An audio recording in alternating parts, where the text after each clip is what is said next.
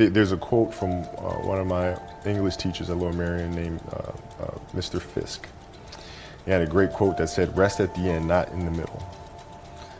And that's something I always live by. I'm not going to rest, I'm going to keep on pushing now. There are a lot of answers that I don't have, even questions that I don't have.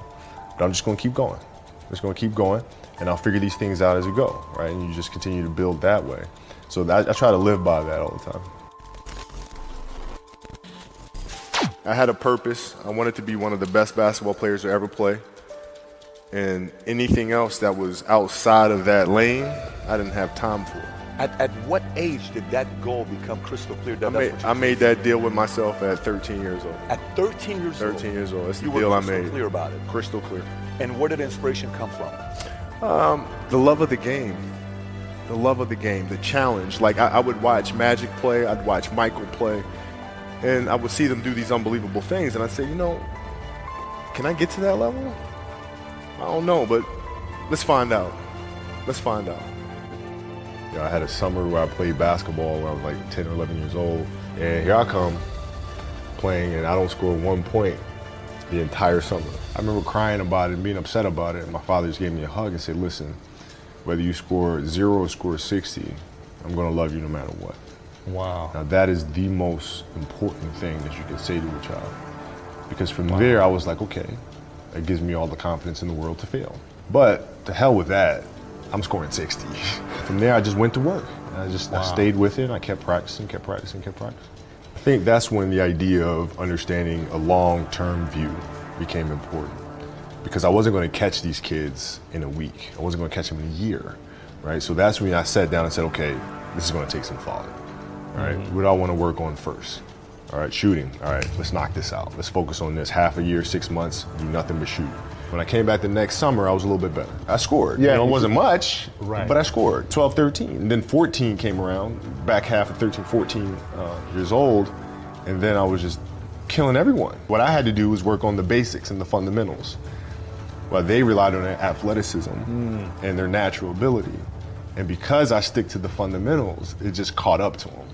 And then my body, my knees stopped hurting. I grew into my frame, and then it was game over. Wow. Now, were you always competitive from the day you were born? You were super competitive? Competitive with things that I participate in. So I'll put it to you this way. So basketball for me was the most important thing. So everything I saw, whether it was TV shows, whether it was books I read, people I talked to, everything was done to try to learn how to become a better basketball player. Everything. And so when you have that point of view, then literally the world becomes your library to help you to become better at your craft. So at 13 years old, I had a kill list. And so, they used to do these rankings. It was Street and Smith basketball rankings.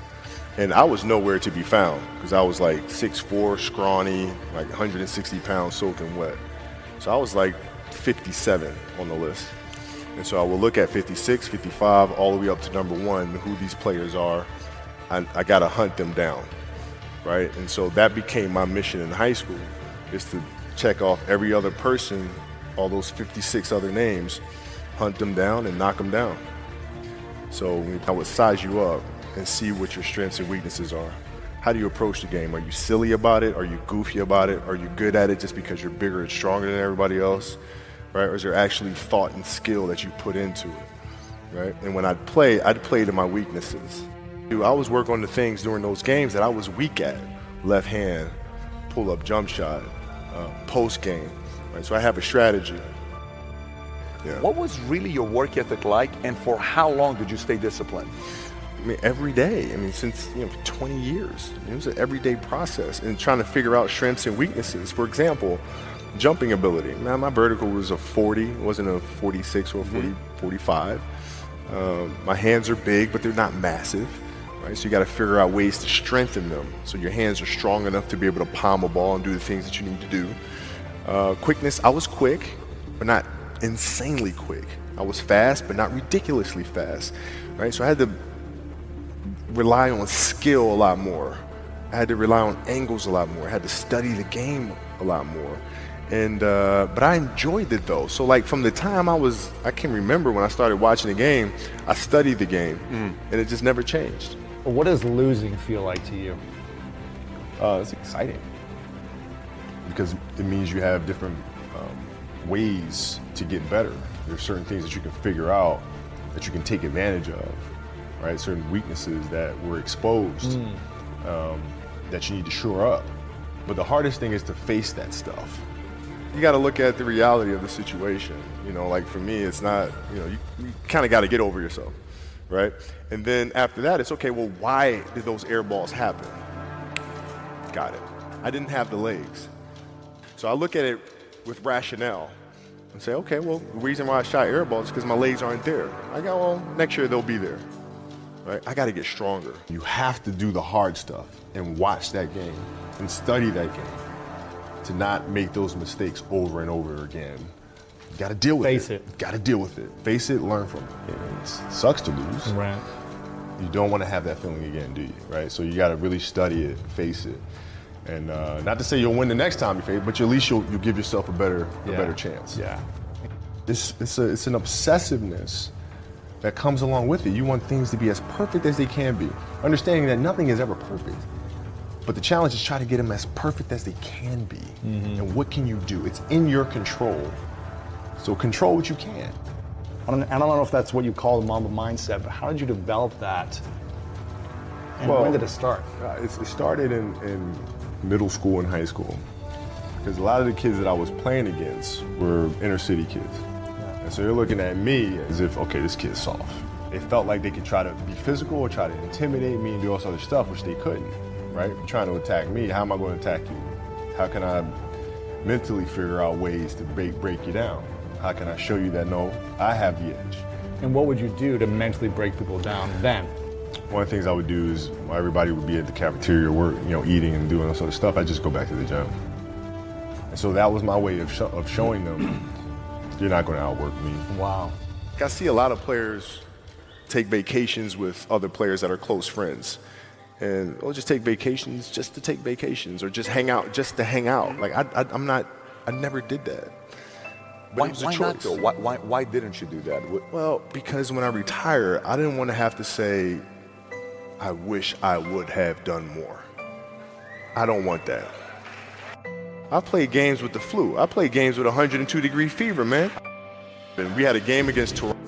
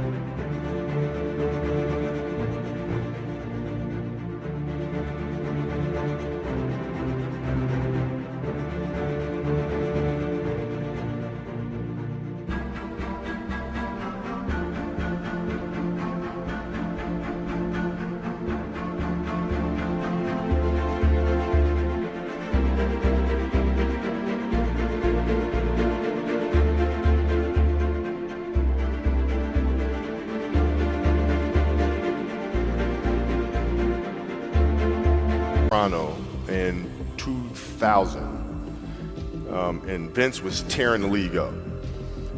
My back was jacked.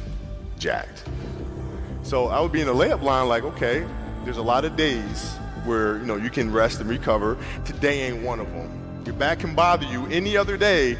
That ain't bothering me today. He gonna have to see me today. You're playing against the Golden State Warriors. You're about to take your shot, and then all of a sudden, boom, Achilles happens.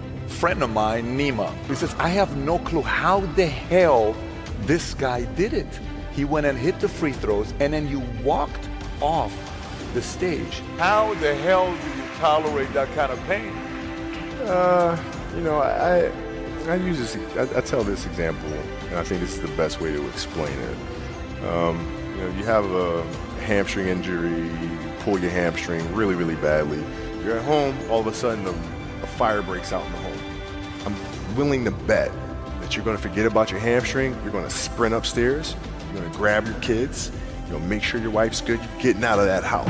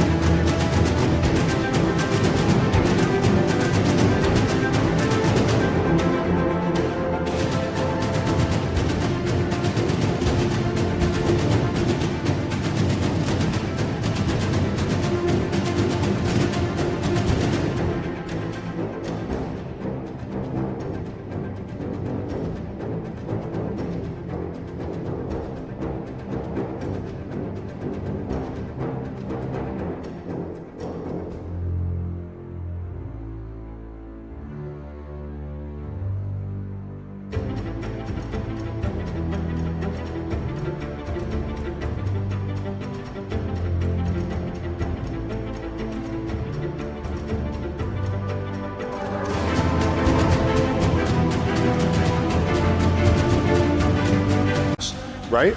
And the reason is because the lives of your family are more important than the injury of your hamstring. And so when the game is more important than the injury itself, you don't feel that injury. Not at that time. So you go to the locker room. Then one of the reporters says, but if anyone is going to get through this, it's probably you, right? You put your head down and you say, oh man, right? And you have tears in your eyes. Yeah. What were you thinking in that moment with all that pressure? I was thinking like, I don't know if I can do this.